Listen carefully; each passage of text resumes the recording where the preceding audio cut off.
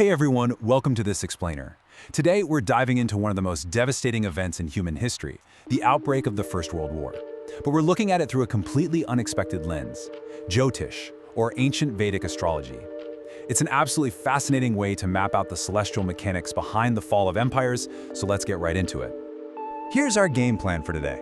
First, we'll map out the cosmic coordinates of the conflict. Second, we're unpacking 5 specific Vedic indicators. Third, we'll look at the destiny of the major powers involved. And finally, how this all created a perfect storm. All right, let's jump right into section 1, setting the stage with those cosmic coordinates. So picture this. It's July 28th, 1914, at exactly 11 a.m. That is the precise moment Austria-Hungary declared war on Serbia. Now, in mundane astrology, which is the astrology of world events, you always look at the capital cities of the actors triggering the event. So our focus is on Vienna and Berlin. At this exact time, the ascendant was in Leo. And, in the astrological tradition, the sign of the sun is all about this fierce drive for power, overwhelming pride, unquestioned authority, and raw imperialism. Basically, the stage was inherently set for a massive clash of egos. Now, what's really fascinating here is the dominant lunar mansion, or nakshatra, at play, Maga.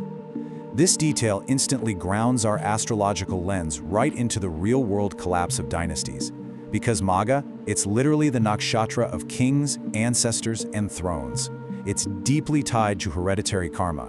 And honestly, when you think about World War I, we are literally talking about a massive family feud among the crowned heads of Europe that just completely spiraled out of control. Maga perfectly mirrors that ancestral dynastic reality. To add literal fuel to the fire, we have 2 more crucial coordinates. The lunar day, or Tithi, was in the Shukla Paksha phase. This means a growing, expanding energy, which perfectly matches the rapid, terrifying escalation of troop mobilization across Europe. Combine that with the Sukarma Yoga. According to Jyotish, this specific alignment is a massive amplifier. It takes actions, even incredibly destructive ones, and magnifies them, giving the actors a profound sense that their choices are entirely inevitable. Moving on to section 2, let's look at our cosmic clues, specifically the 5 key Vedic indicators. Think of these 5 planetary placements as the cosmic dashboard for July 28th. As we break these down, you're going to see how Jyotish creates this highly specific framework that links directly to the military strategies and diplomatic failures of that fateful summer.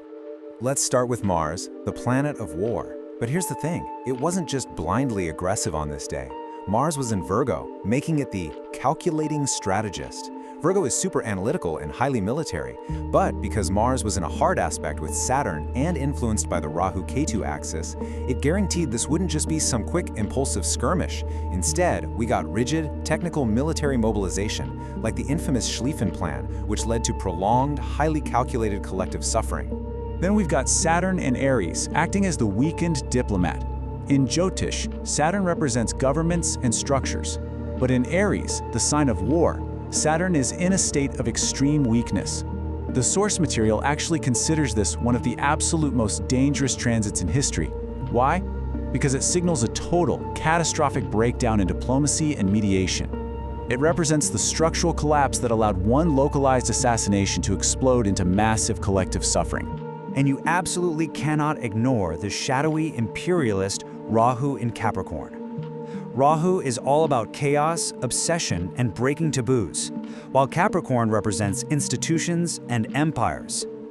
So through this lens, Rahu's strong aspect on Mars triggered these dark, manipulative, backroom alliances.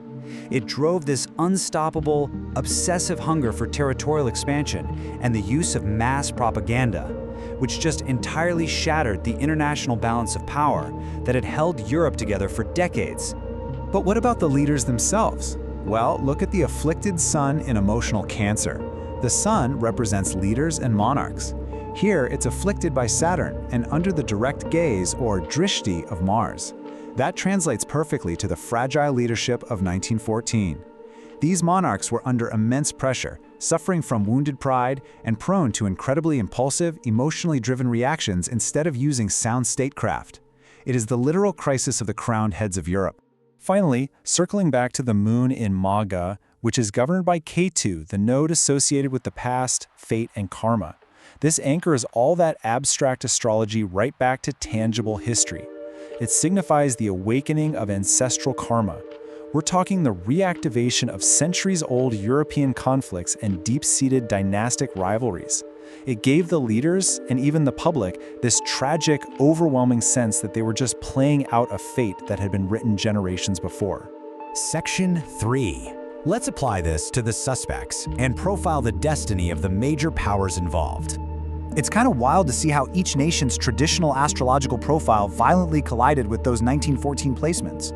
Take Germany, traditionally linked to Capricorn and Aries. Weak Saturn and an afflicted moon meant rigid, fatal decisions and aggressive expansion. Austria-Hungary, tied to Leo, saw its very core, the sun, afflicted, pointing to the karmic dissolution of its empire. Russia faced Rahu on its moon, perfectly mirroring internal chaos and forced sacrifices. And France, associated with Libra and Taurus, dealt with an afflicted moon that triggered deep suffering, but also a fierce defensive karma to protect its territory at all costs. Let's pull this all together in Section 4, a perfect storm. So, the ultimate question we have to ask ourselves when looking through this Jyotish lens is why this exact day? Why did a system of alliances that had survived so many previous crises suddenly snap precisely on July 28, 1914? Well, according to the source material, it was because of a highly rare, terrifyingly precise convergence. All these major indicators were active at the exact same time. The afflicted Mars guaranteed a calculated conflict, the weak Saturn ensured diplomacy would collapse, Rahu pushed imperial ambition way past the point of no return, the afflicted Sun broke the resolve of the monarchs, and the Moon and Maga awakened old ancestral karma. Literally, if even one of these elements had been missing, history might have taken an entirely different path. The source wraps up its analysis with this powerful summary. This wasn't just a bad day for international relations. Astrologically speaking, it was the absolute perfect storm.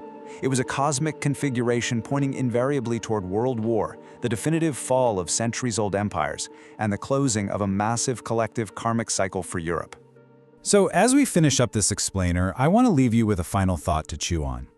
When we view history through such a highly structured, esoteric lens like Vedic astrology, where planetary placements so closely mirror the actions of generals and kings, it begs a pretty profound question. Are these world-shattering events, with all their chaos and tragedy, simply the inevitable fulfillment of our collective karmic cycles?